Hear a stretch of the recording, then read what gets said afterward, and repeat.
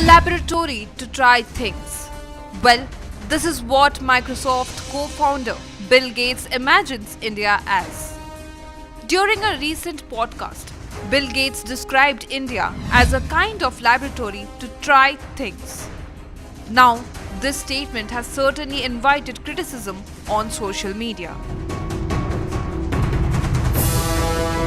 India is an example of a country where there's plenty of things that are difficult.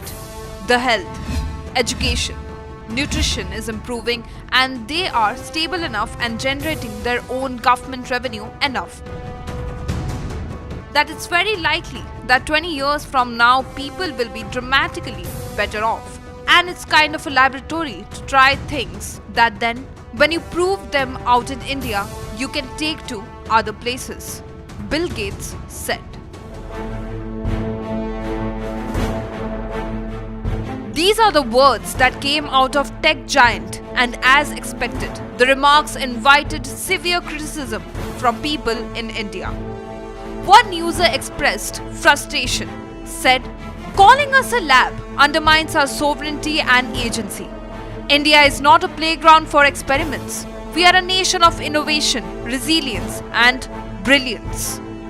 Another said, "India is a laboratory and we Indians are guinea pigs for Bill Gates. I don't know when we will wake up." The human beings in India are samples for Bill Gates' laboratory to try things, and once they are proven to be effective, they are taken to the US. These were some of the backlashes, while many more to come. But it's not surprising anymore.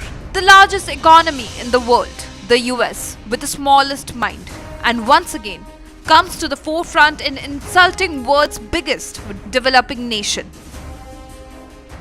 While the statement gathers more critical tractions, let's remember Bill Gates' recent visit to India earlier this year for Gates Foundation work.